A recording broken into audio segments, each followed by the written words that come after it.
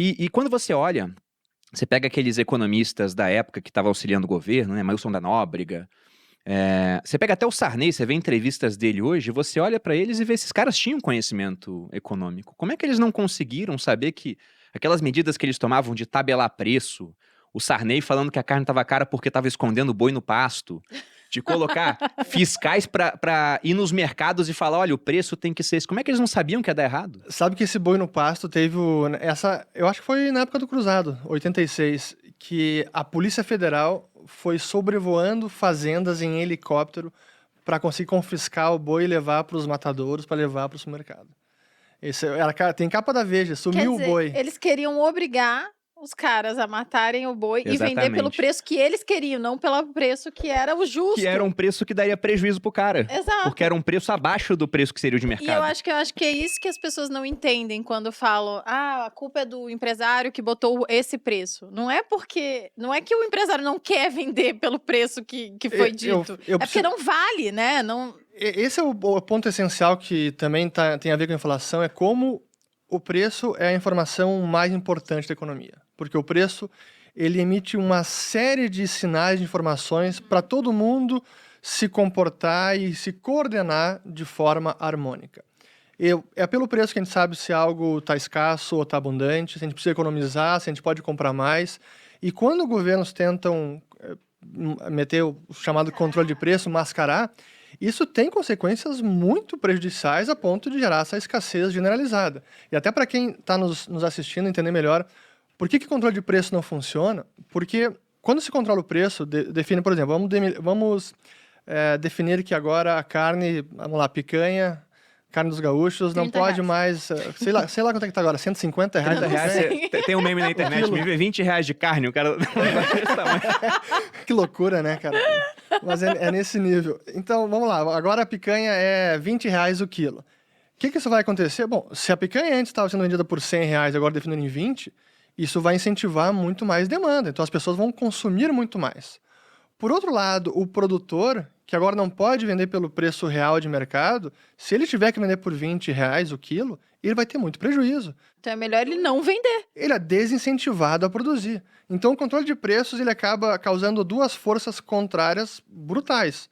Um aumento de demanda e uma redução da oferta. A consequência, some os produtos da prateleira. E aquilo que estava caro antes, aí foi colocado artificialmente barato, agora vai ficar totalmente escasso e depois fica mais caro ainda. E o que acontece? Aí aparece o mercado paralelo. Não, agora estão vendendo com ágio. Não, estão vendendo pelo preço real. Esse é o preço de mercado. Então, preço não é um dado arbitrário que o governo pode meter a mão. É realmente uma informação importante. Lembrando do pinto mais milho. É do Ray Dalio? Que dá no frango e depois no nuggets, né, gente? Isso... Episódios anteriores, 30, assista. Do Futuro do Dinheiro.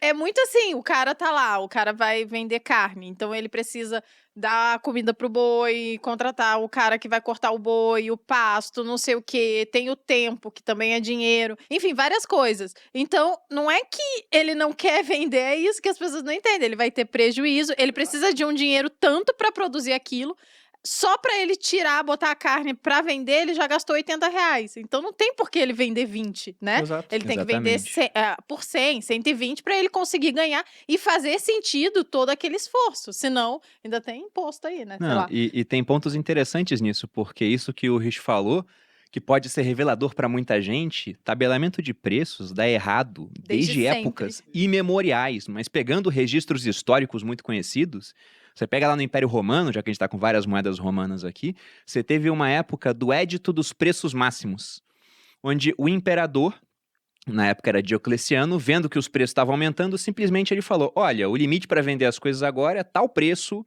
por cada item. E quem desrespeitava era morto.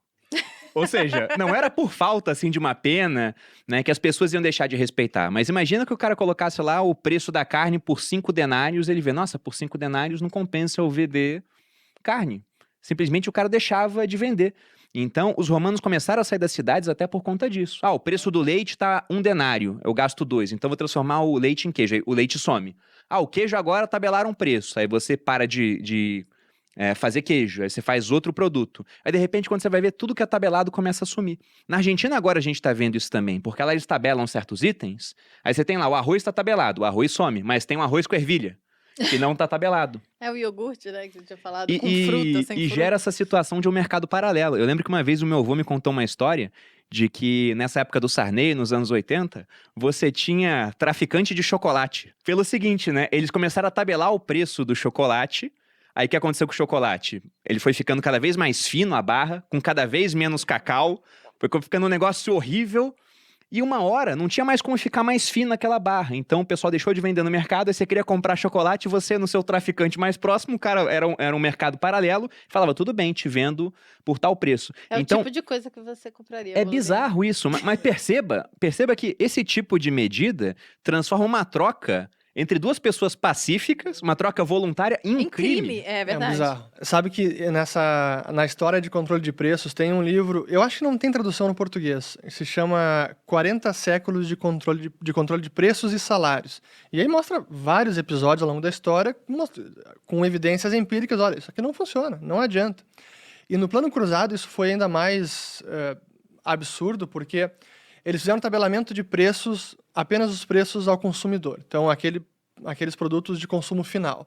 Mas não tabelaram os produtos intermediários. Não que resolvesse, mas ficou mais rápido o surgimento da escassez. Os produtos sumiram de forma muito mais rápida.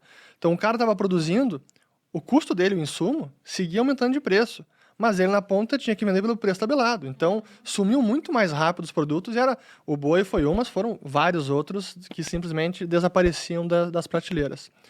Mas eu estava lembrando agora de outro caso. Agora, já que está falando de controle de preço, e a gente tem um momento agora de uma situação real e que é o efeito do preço máximo, que é a crise hídrica e o potencial apagão. O apagão nada mais é do que a falta de energia elétrica.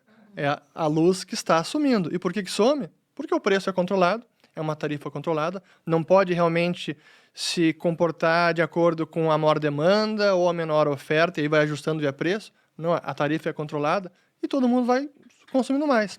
Se a gente pudesse controlar, agora está muito quente, eu vou ligar todos os ar-condicionados de casa. Não, mas ali a tarifa está mostrando, cara, agora você vai pagar 50... É a tarifa aumentou, dinâmica. não, gente? Mas é tudo o governo que controla, né? Tá. É um preço administrado. Porque já tá caríssimo. Claro, não, tá aumentando para evitar o apagão, mas Sim, mas porque nunca é tá um faltando preço água. realmente de mercado. Sim, é entendi. muito administrado.